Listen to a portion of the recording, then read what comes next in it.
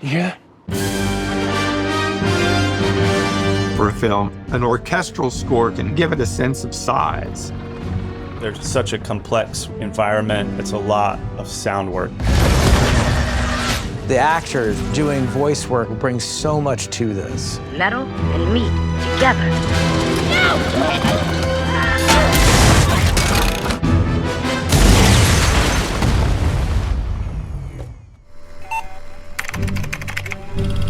Welcome back to State Secrets, the podcast that takes you behind the scenes of the Electric State, available now on Netflix. I'm your host, Francesca Amaker, and today's episode, The Secrets of Sound and Presence, is one you will not want to miss. We're diving deep into how the immersive world of the Electric State was brought to life through its incredible sound design, score, and voice performances. What the heck does this bot speak with your voice? Sound is one of the most critical yet sometimes overlooked aspects of filmmaking. It really does shape how we feel, how we understand the environment, and how we connect emotionally to the characters. You know, most people would think it was weird, right? A robot and a guy getting along, hanging out. Today, we'll be speaking with some of the brilliant minds who crafted the sonic landscape of the Electric State. Now let's dive into a conversation with the creative masterminds who set the vision in motion for this project, the Russo brothers. Let's talk about characters, your favorite character. People generally, anecdotally, love Herman. It was a thrill to create Herman with Anthony Mackie because he improv'd a lot of that character. We have such a deep relationship with Anthony Mackie now, and we understand him so well creatively that we're able to kind of work fast and loose together. And a lot of the stuff that he did for Herman just really brought that character to life in ways that we didn't imagine. Come on, help me unload this stuff. Say it. Why do you want me to help you? Come on, can you please just knock it off for once? Haha, so you're gonna do it by yourself then? I would like your help because things are very heavy and you're so much stronger than me, Herman. Happy now? Aw, I'm so proud of you. It's healthy to admit these things, right? So both of you all, your favorite character, you can agree is Herman, right? I mean, he certainly leans into our You'll never sense get of us to humor. say Yeah. what our favorite character is, but yes, we love. I we do. love it. I am quite entertained by the duo of Chris Pratt and Anthony Mackie. Okay. When it comes to developing a character, maybe did you have some fun developing a specific character from the ground A up? lot of Ronnie? those robots were fun to develop, right? Because you have to dream up their personalities and how they function, when were they made.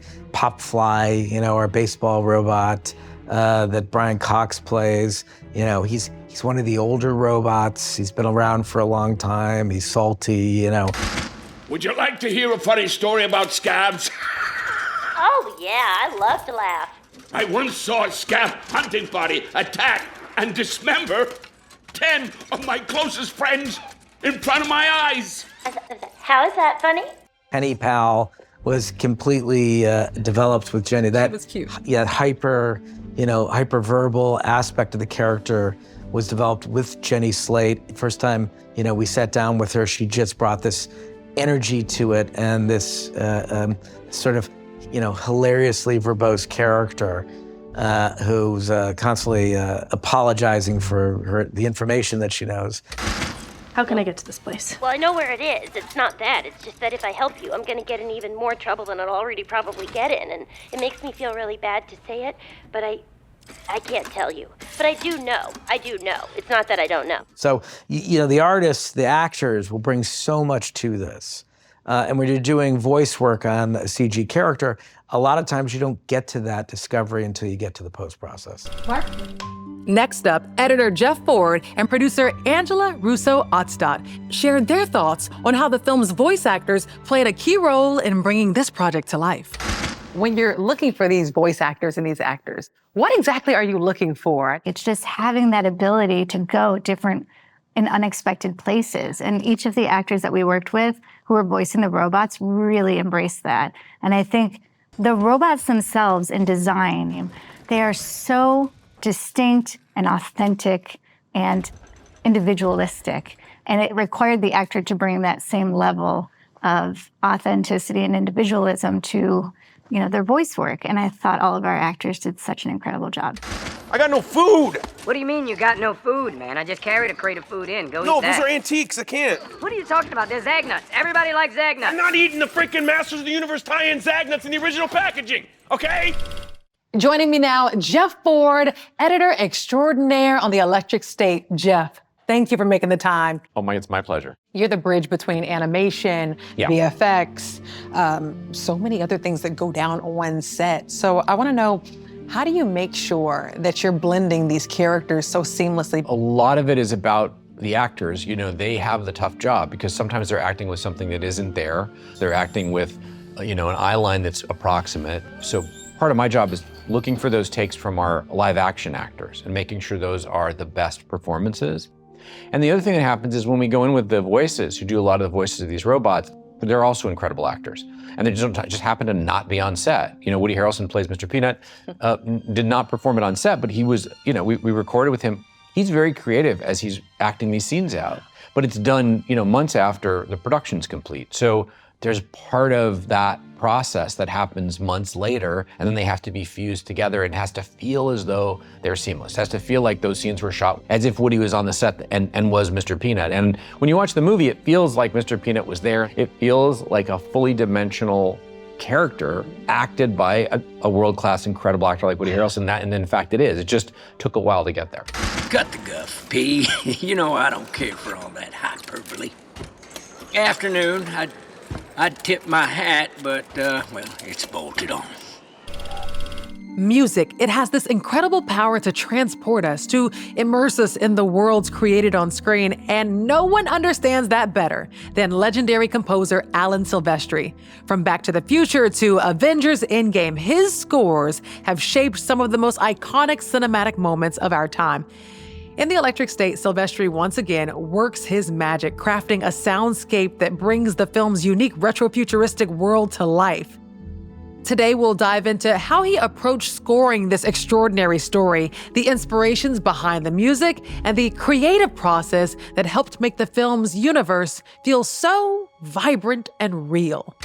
I want you to take me to the fun initial conversations that you had with the Russo brothers. What did they initially want from the score here? One of the things that an orchestral score can do for a film is it can kind of give it a sense of size.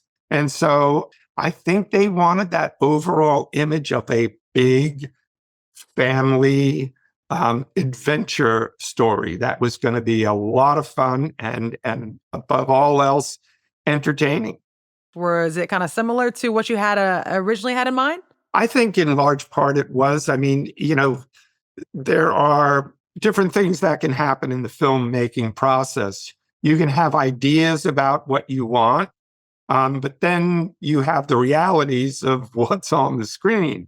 And when you have a really charming, cute little robot on the screen, you kind of have to go with that. You can if you believe you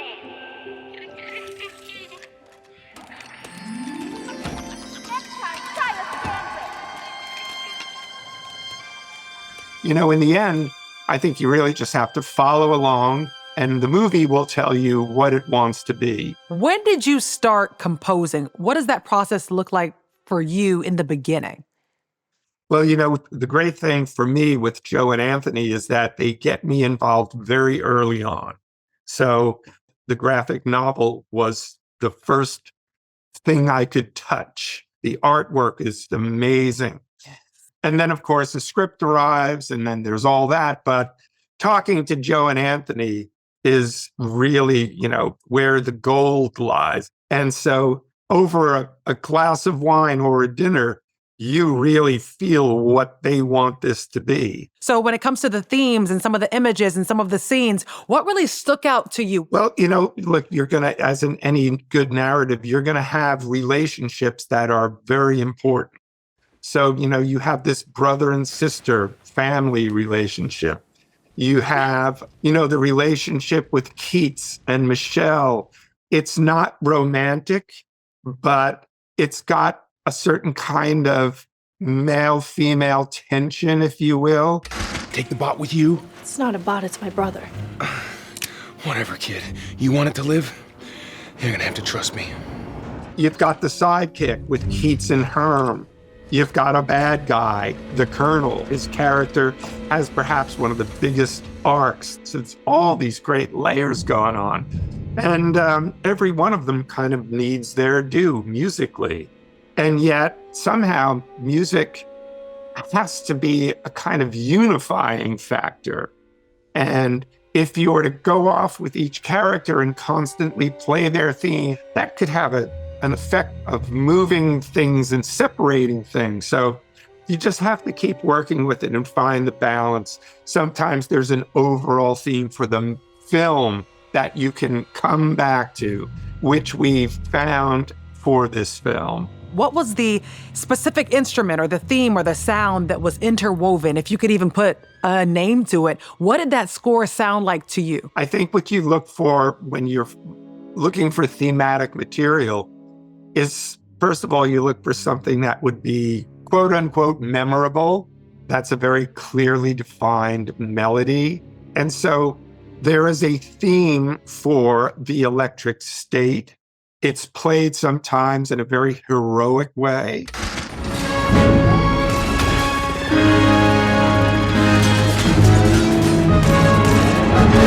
With brass, full strings, full orchestra. But in other times, it's played very quietly. It can be a solo instrument. Woohoo! We won, Pops! Funny thing about winning, someone always loses. And that kind of resonates with an audience, and it can kind of help connect all of these disparate pieces and make it feel like a whole. How did you go about creating a score that felt so emotional and attached when we barely even saw Christopher much of the film? Let's remember, at the end of this movie, Christopher has to sacrifice his life for the greater good. So there was some thematic material set up in the very beginning.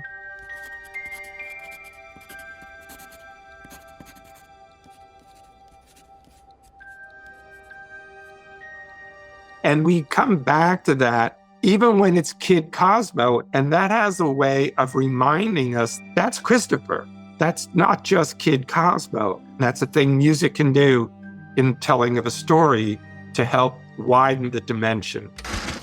There's trouble on the moon. Put that back. You're my special friend. That's me. What is your litmus test in knowing if a sequence worked for a score? It's only myself.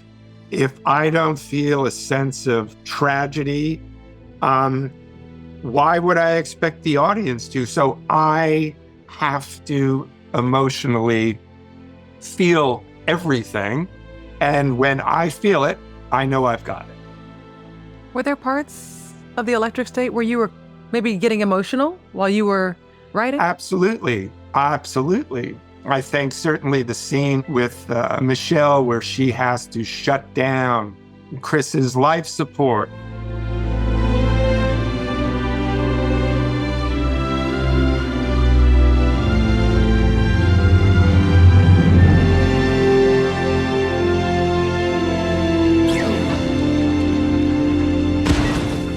You know, we talk about Herm. We've got this little robot and this big burly guy, but we're feeling Keats's loss here. This is his best friend ever. Hey, Beefcake, you miss me? What is this? Oh, it's the 8-inch model for detail work. You have to be feeling these things as a composer, or I don't know how you would ever know whether or not you would found good notes or not. Oh, I love that. You're not just doing a job, you're fulfilling your own emotional needs as well. Yeah, I don't know how else you could do the job.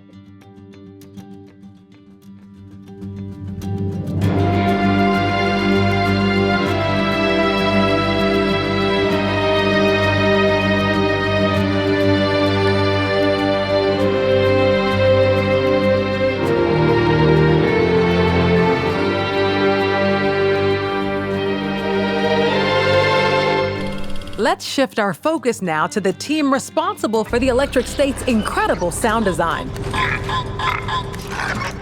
Joining us now are supervising sound editor Shannon Mills and David Husby, the production sound mixer who helped make the retro-futuristic world feel so tangible. David, welcome. Good to be here. So good to see you. You have a very important role in this film. Absolutely. What is a production sound mixer? Well, you know, a movie starts out as a script. You know, of course, there's words on a page, and they are going to be delivered by the actors.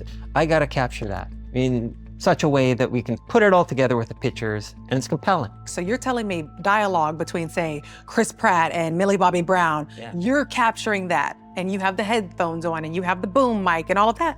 Yeah, I got all that. So there's a lot going on in set, and there's hundreds of people there. Lots of things in the background, lots of things in the foreground. And of course, the clock's ticking all the while, because all of this is very expensive. And then we're rolling. And we get a moment to capture things. So everybody's got to be on the same plane and understand that we're capturing performance now. Herm says you got the camera up and running. Okay. Are you sure you want to do this? Gotta connect those particles. I don't know what that means.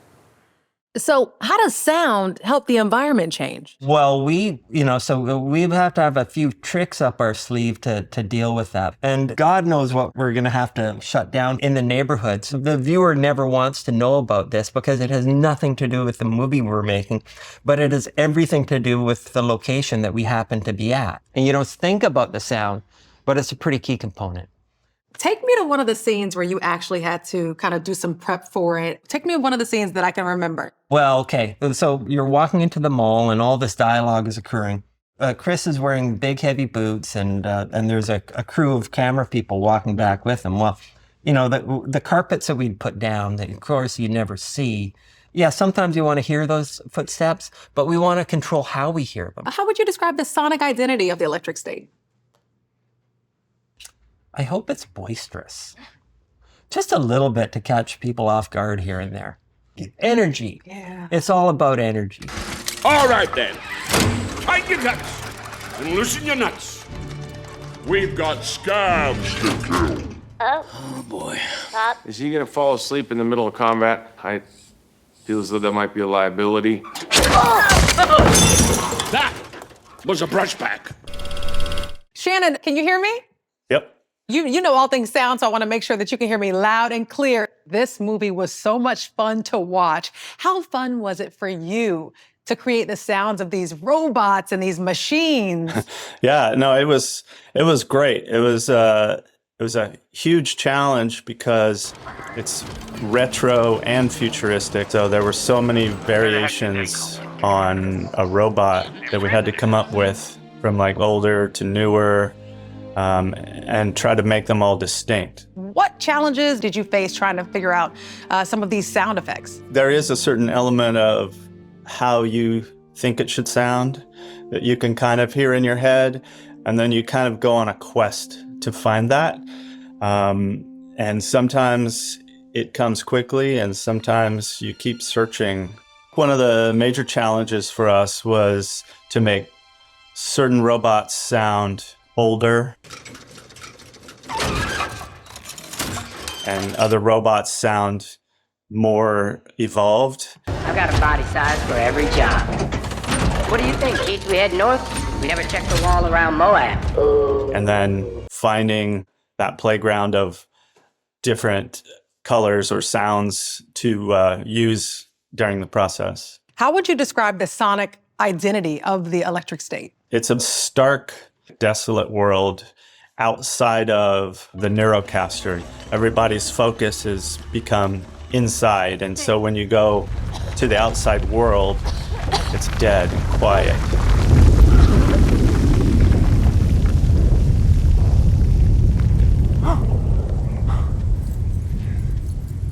Was there another scene that you really connected with? Well, obviously, the end scene, the final sort of face-off is a lot of fun for us, just because there's so much going on.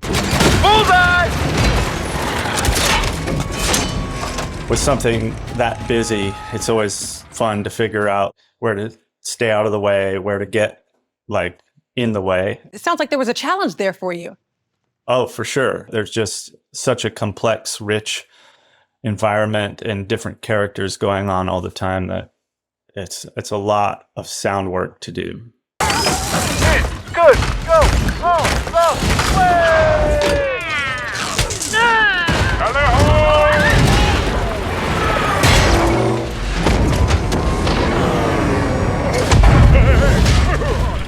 What an amazing insight into the world of sound design, music, and voice work in the Electric State.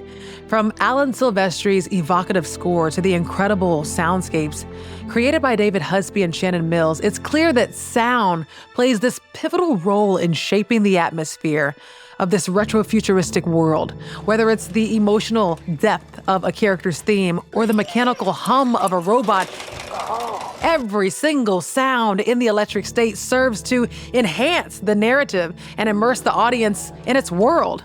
Yeah, we were pretty clear about that. Thank you to all of our guests for sharing their secrets on how sound and music brings this story to life. Until next time, stay curious. I'm your host, Francesca Amaker. State Secrets Inside the Making of the Electric State is a production of Netflix and Treefort Media. From Netflix, our executive producers are Catherine Hugh and Ray Vada. For Treefort Media, our executive producer is Kelly Garner. Our series producer is Mary Chalenza. Our co-producer is Lisa Ammerman. Our lead editor is Martin Applebaum, engineered by Matt Dyson, and our associate producer is Aiden Brooks. Special thanks to Marianne Coltai-Levine, Sarah Caruso, Sophia Russo, and the rest of the team at Agbo Films. Be sure to check out Joe and Anthony Russo's video podcast, Pizza Film School, and listen to more from Netflix podcasts available wherever you get your podcasts.